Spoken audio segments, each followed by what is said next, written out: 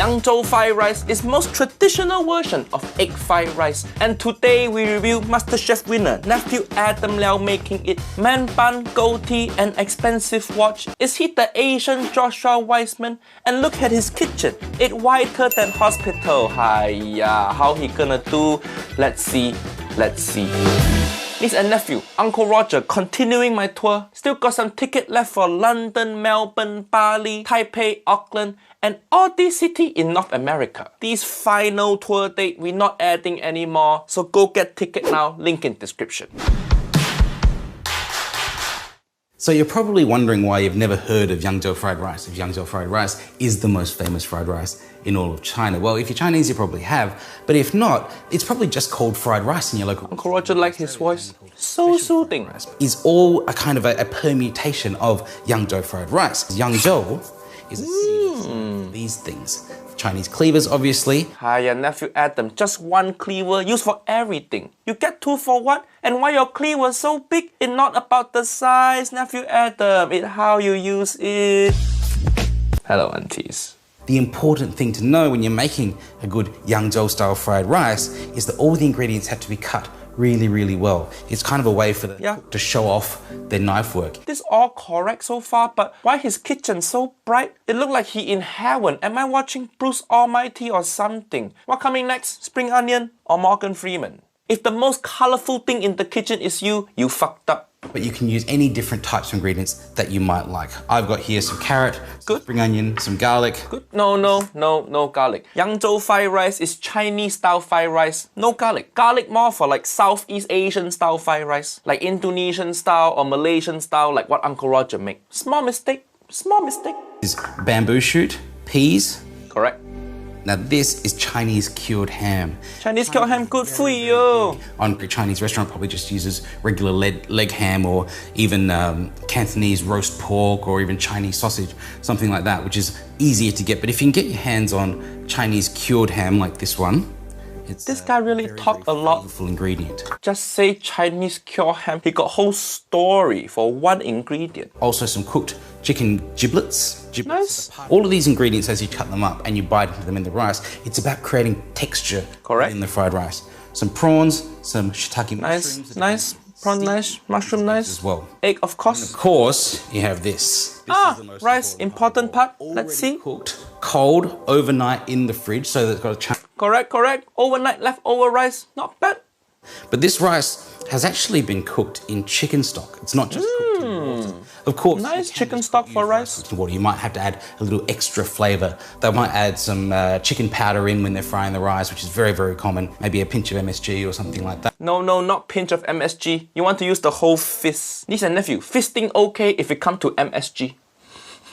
But if you can, the traditional way of making that Yangzhou style fried rice is to cook the rice in chicken stock first. We use leftover rice because we want rice to be a bit dry for egg fried rice. But his leftover rice still look a bit sticky. See? It's still sticking to his hand. Uncle Roger predict it might clump up a little bit later. Maybe tossing gonna be difficult. The rice for egg fried rice, you want it to be drier than my ex-wife. The labor-intensive part. I've got to chop up all these ingredients into about half-centimeter dice. In French cooking, you'd call that a macédoine. Muscle what? Muscle what? In French cooking, you'd call that a macédoine. Don't use French cooking term. You're making Chinese-style egg fried rice. Don't show off your Le Cordon Bleu bullshit. Just say chop. Centimeter for all these ingredients. The prawns I can probably leave a little bit bigger. And this music. Form cubes is very important. I mean, chopping good, but what is with this music? This look like music for charity video. I feel like any moment now, there's gonna be phone number coming up on screen telling you where to donate. For the price of $3 a month, you too can help this Australian chef get haircut. Make him look less homeless. Nice chopping technique. And the important part of the dish, obviously, is for everything to be cut to the same size. He correct. Yangzhou fried rice, every ingredient need to chop to same size. That's why you chop it to size of the pea. Because you cannot chop pea, so make everything the same size as pea, then everything same size. Uncle Roger, big brain. Nice. Now you really do get a lot of flavour from this cured ham. Char siu, you know, the Cantonese roast pork, or even the lapchong, the Cantonese style sausages, will give you a lot of flavor as well. But it's important to have still some chopping. kind of ingredient that's going to provide a lot of depth and umami to the dish, because the seasoning. How many minutes now? Come on. There's no. Fried rice need to be fast. Stop talking so much. That's not slow motion. That's the actual speed of his chopping. This guy's slower than Starbucks Wi-Fi.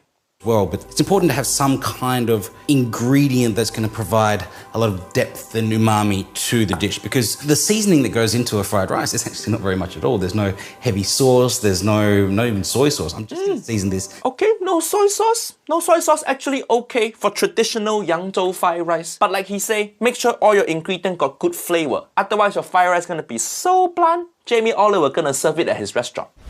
Emotional damage! The flavor of the ingredients is what gives the dish its flavor. All of these things combined together going to give us a nice kind of base. The rice is going to go in with some of the egg. Show a shot of his hand for what? See, even the camera guy get bored. He start focusing on random shit. And then the salt that seasons it gives you the taste of the dish. So maybe prosciutto if you wanted, or even just some ham. Or He's still chopping. sausage. Eggs next. I just need to Egg good. those up a little bit. Nice cracking, but crack on flat surface. Nice chopstick whisk. Good. Head over to the wok and finish it off. What? Good, good. Now there's actually two different traditional methods of making Yangzhou fried rice. They're either called silver over gold or gold over silver. Correct. Silver's the rice and the gold are the eggs. In the silver over gold method, you fry the eggs first and then put the rice on top of the eggs. On the gold over silver, you fry the rice and then pour the eggs on top. Correct, there are two methods, but niece and nephew, just use silver over gold. Cook the egg first. Gold over silver, more difficult. Don't do gold over silver. Uncle Roger got no faith in you. You're not Uncle Wang Gang, you're gonna fuck it up. The silver over gold method is much easier for home cooking. See? For gold over silver, when you're mixing raw eggs into rice, you really had to be tossing that over very high heat, otherwise you're just gonna end up with an omelette. For the other one, for the silver over gold, you fry the eggs first until the eggs break down, then the rice goes over the top. So let's get started.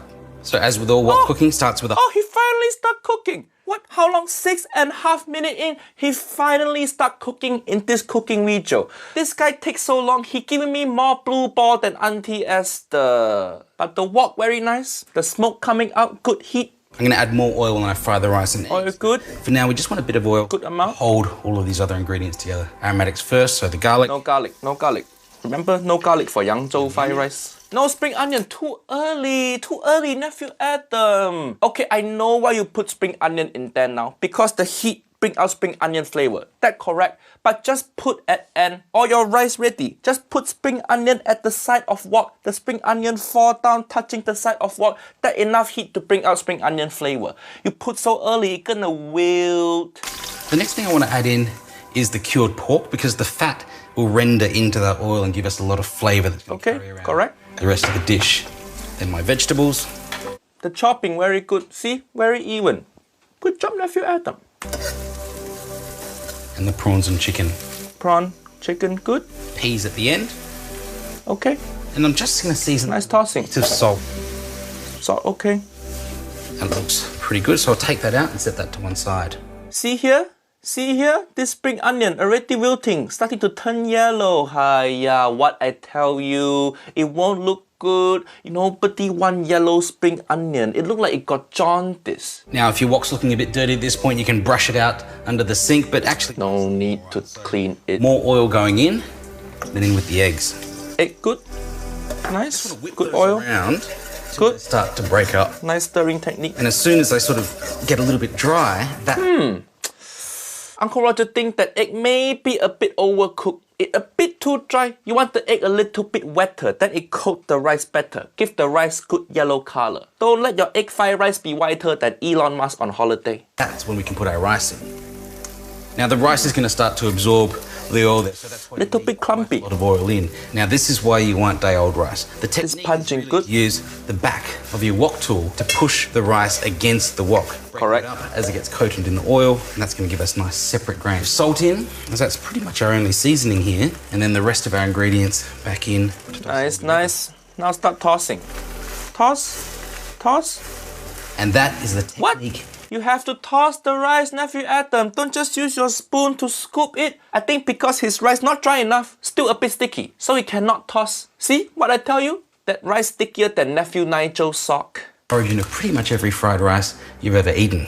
This is Yangzhou fried rice. Let's see. The rice have no charring on there, no wok hei. And remember, no garlic for Yangzhou fried rice. And don't put your spring onion in so early. When this video come out, Uncle Roger gonna be in Jakarta. Because remember, Gordon Ramsay challenging Uncle Roger. He said he go to Indonesia more time than me. So now we're gonna fix that. So see you then, niece and nephew. And remember to get ticket to all my show.